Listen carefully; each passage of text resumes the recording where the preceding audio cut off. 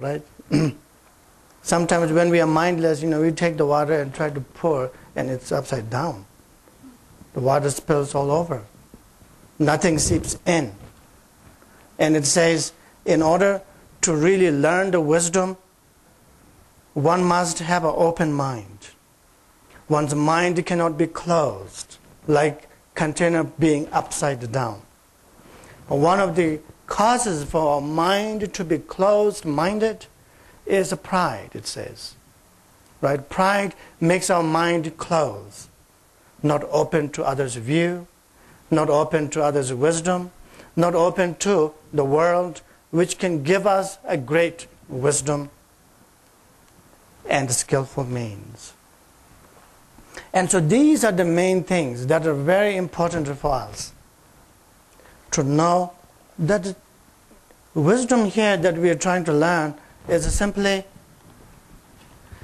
like a genuine water, We're not talking about Evian. Someone pointed to me that if you read the Evian backwards, what does it say? Naive, yes. Yes. Nice name. Naive. So we're not talking about that kind of water, right? We're talking about genuine water, a true water. And this water also symbolizes this wisdom that we are trying to learn. It's actually within you. It's nothing outside.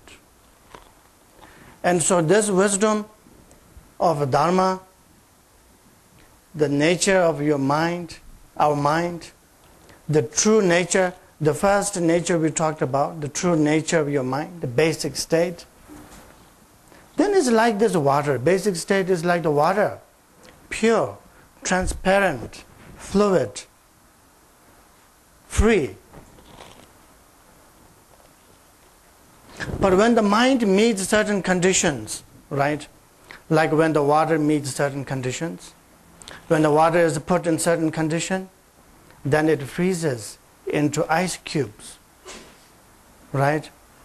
It freezes into ice cubes and we don't recognize our water, right? It's not the same.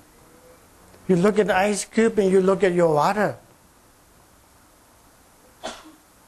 and then you lose the flexibility, right? It becomes rigid. You lose the transparency. It's a solid thing. And you lose the freshness that the water brings. This ice, if you throw at someone, it's going to hurt. Isn't it? Same thing, if you put the water on the stove and boil it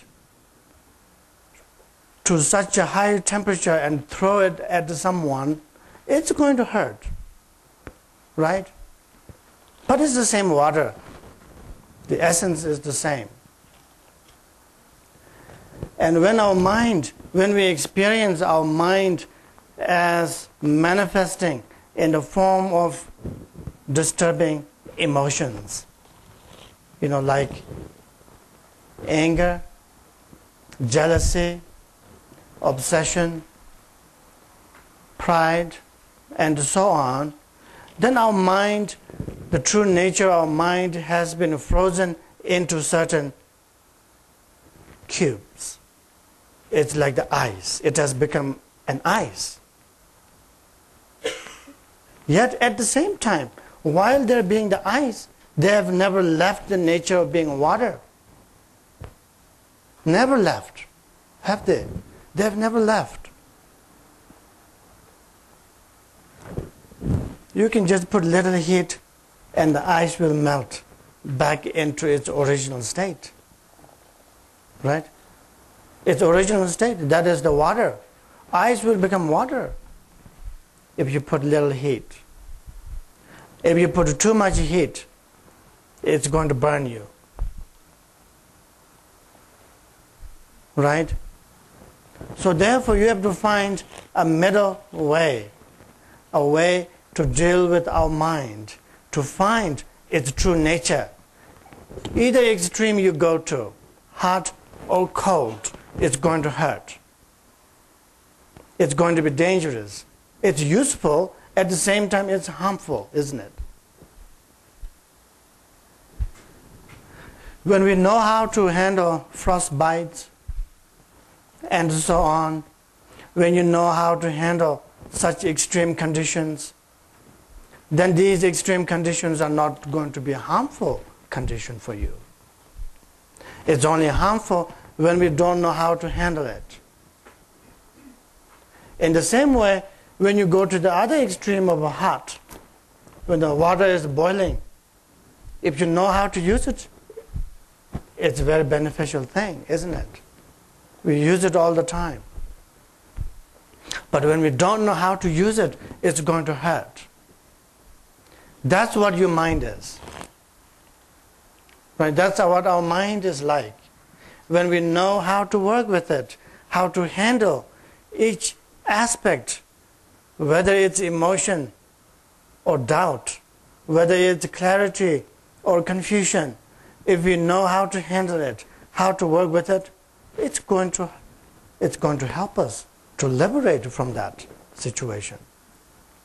When we don't know how to work with it, then it's going to confuse us further. It's going to bring us more pain. I know you don't want to hear that, but that's what it is, right? It's going to bring us more pain, and more pain.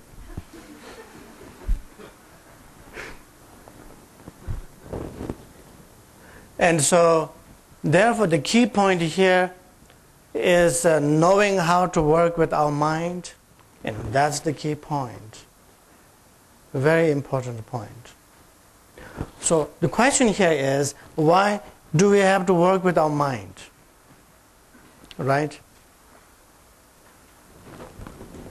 Any thoughts?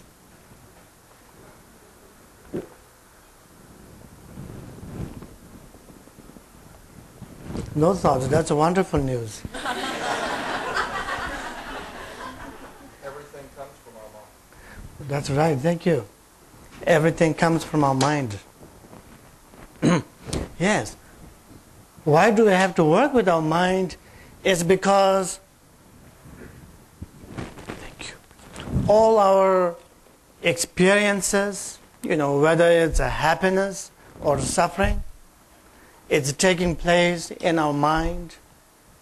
Our mind is guiding us, directing us all the time.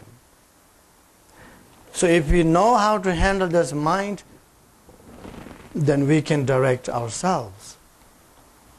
Thank you. For example, there's a few things that we should look at, how our mind brings different experiences.